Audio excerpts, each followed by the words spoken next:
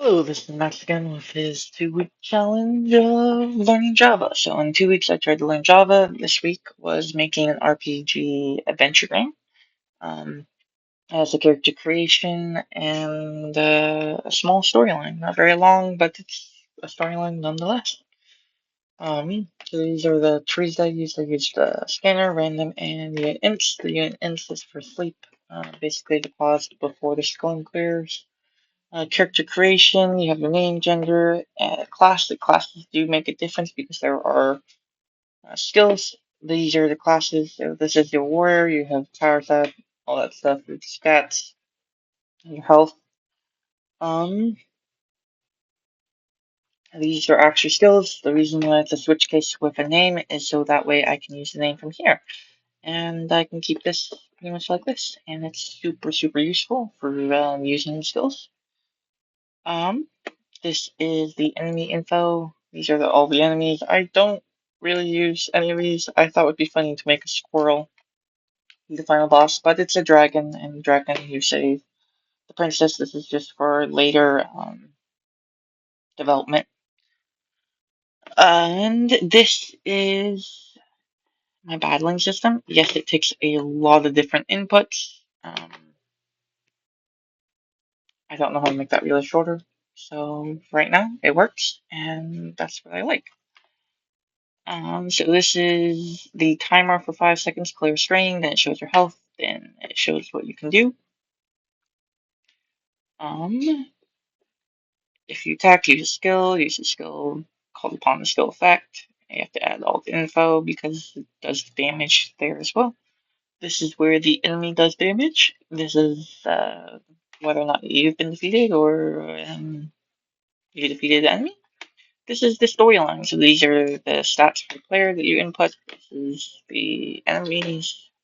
This is the actual storyline right here. This is to input all the info here from your choice of class.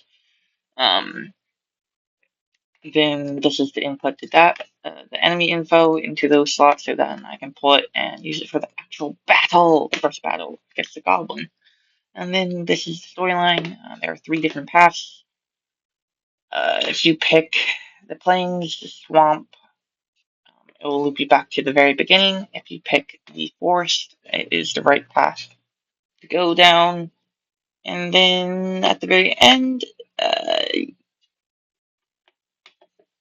as you pull away from the troll, uh, you can see cave entrance in front of you. That's when you remember the purpose. It's to slay the dragon and save the princess. Clear screen. I added 5 because 2 was not long enough for you to read it. Then you enter the cave with the field shaped dragon. The sun's in your path. Dragon's info, and then you defeated the dragon. This is where that's the storyline and player creation. And this is the code working. So down here, we see player's name. I'm just going to input Max because that's who I am. I like the cleric because I kind of made him strong enough. You wake up with no memory of how you got there. Yeah. Then you enter the battle.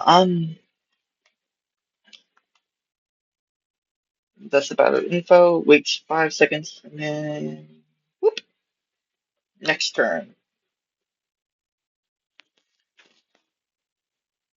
So to make this go faster, I'm just going to use skills the whole time, which you can do. I was going to add it so you can only use skills a certain number of times, but um, that wasn't really working, so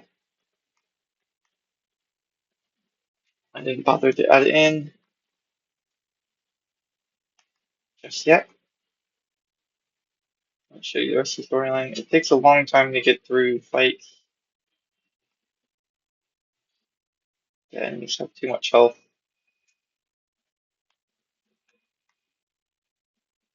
Let's see if it will show you.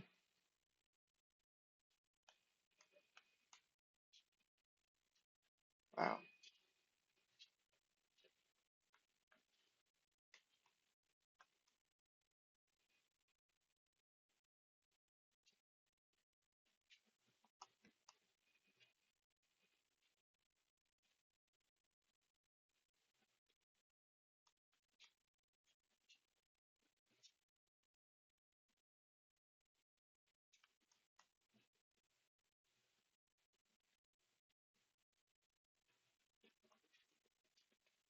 Hey, we defeated the goblin. We get to the actual storyline. We get to make our own choice of where we go. Then we get into the troll. This is going to take way too long to do, but as you can see, everything works. Bye.